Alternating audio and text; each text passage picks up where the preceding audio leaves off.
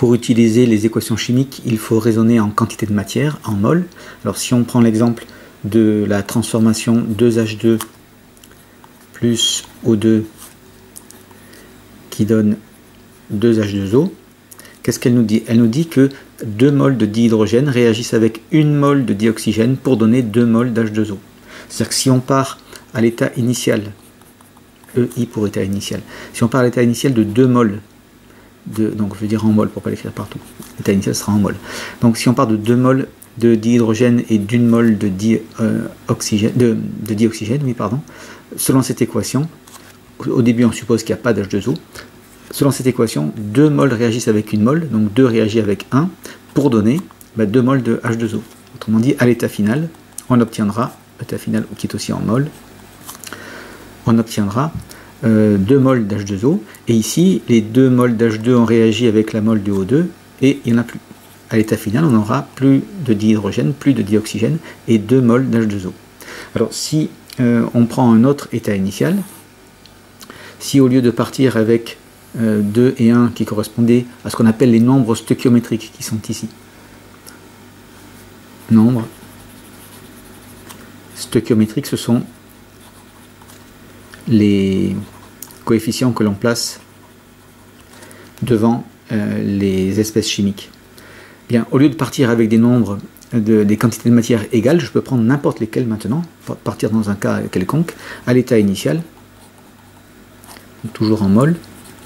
Si on part avec 3 mols de dihydrogène et toujours 1 mol de dioxygène, on suppose qu'il n'y a toujours pas d'eau au départ, qu'est-ce qu'on va obtenir? On voit que 1, selon l'équation chimique, 1 mol, quand il n'y a pas de nombre stoichiométrique écrit, c'est qu'il y a un 1 qu'on sous-entend. Donc 1 mol de O2 réagit avec 2 mols de H2. Ici, on en avait 1, donc ça réagit avec 2. Donc des 3 qu'il y avait au départ, il y en a 2 qui partent, puisqu'ils ont réagi. Et donc il en restera à la fin, à l'état final, il en restera 3 moins 2, il en reste 1 ici. La mol ici qui était présente, la mol de dioxygène a disparu. Et alors on va dire, comme il n'y en a plus ici, que c'est le réactif qui est en défaut. En défaut ou encore limitant. C'est lui qui fait que la transformation s'arrête, que la réaction chimique s'arrête. Voilà. Un réactif en défaut, un réactif limitant, à l'état final, à la fin de la transformation chimique, il n'y en a plus. Et c'est à partir du réactif limitant qu'on peut trouver ce qui s'est formé, puisque c'est lui qui va dire quand la réaction s'est terminée. Et donc là, on regarde à nouveau l'équation, les nombres stoichiométriques. 1 mol de O2 donne 2 mols d'H2O. Donc 1 mol de O2 va donner à nouveau 2 mols d'H2O. Ici, on a donc l'état final. Il reste 1 mol d'H2 et il n'y a plus de dioxygène. En revanche, il y a 2 mols d'eau qui se sont formés.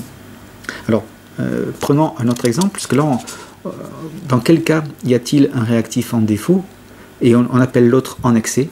Ça, c'est le réactif qui est en excès. Il est en trop, quelque part, par rapport aux proportions qui correspondent au nombre stoichiométrique. Donc là, on a un réactif en excès, là, on a un réactif en défaut.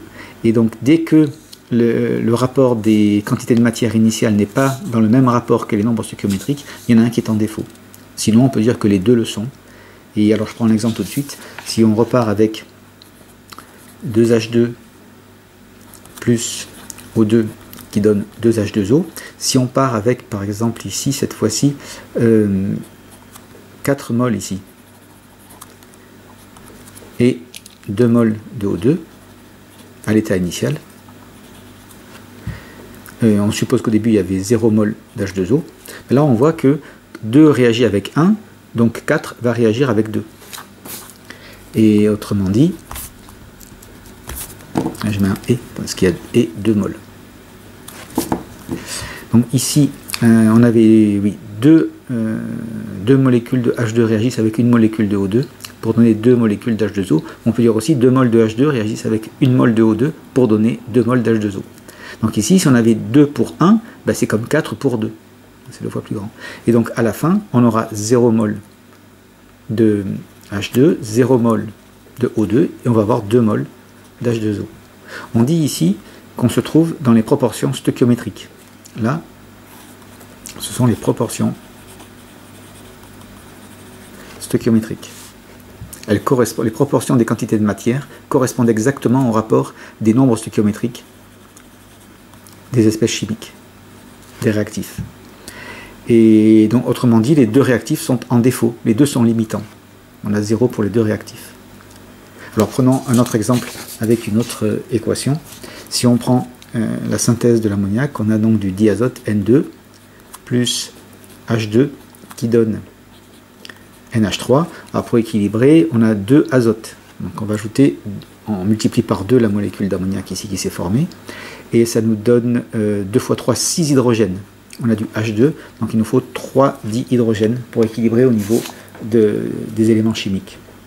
Alors maintenant, on voit que les nombres stoichiométriques sont 1 et 3 ici. Donc si on part par exemple à l'état initial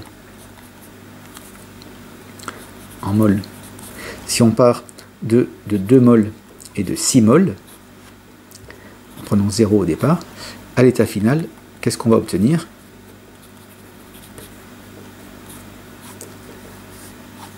Ici, si on avait 2 et 6 au départ, bien, on voit que les nombres stoichiométriques sont 1 et 3. Donc la quantité de matière, le nombre stoichiométrique ici est 3 fois plus grand que celui-ci.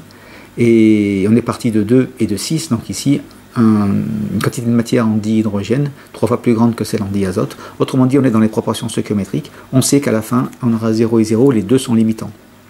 Et pour trouver combien il s'est formé d'ammoniac, on a le choix entre l'un ou l'autre. Par exemple ici, si je remarque que 1 mol de N2 donne 2 mols de NH3, 2 va en donner 4.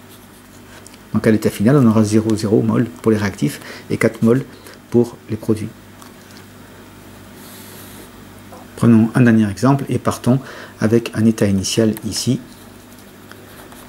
qui sera compté en mol, avec par exemple 3 mols de diazote et 6 mols de dihydrogène, 0 mol de NH3 pour commencer. Alors, qu'est-ce qu'on constate ici? Eh bien, si on regarde les nombres stoichiométriques, on doit avoir, pour 1 mol de diazote, on doit en avoir 3 fois plus de dihydrogène. Donc là, on part de 3, on devrait en avoir 9 mols pour être dans la proportion stoichiométrique. On n'en a que 6, donc il en manque. Donc le réactif en défaut, c'est H2. On va raisonner à partir de H2. On sait que 3 réagit avec 1, donc 6 réagit avec 2, avec 3 fois moins. Donc des 3 qu'il y avait au départ, il y en a 2 qui ont réagi, et il en reste 1 mol à l'état final pour le diazote. Et les 6 qui étaient là, comme le réactif est en défaut, ben, il n'y en a plus, ça aura réagi en totalité. Et pour trouver ce qu'il se forme en NH3, on utilise le réactif en défaut toujours. Pour trouver ce qui se forme, on utilise toujours le réactif en défaut. On sait que 3 donne 2, donc 6 va donner les 2 tiers, c'est-à-dire 4. C'est 2 tiers de 6. Il y a les mêmes proportions entre ce qui se forme et les nombres stoichiométriques, entre la quantité de matière formée et la quantité de matière du réactif en défaut, et c'est dans le même rapport, si vous voulez, que le rapport des nombres stoichiométriques.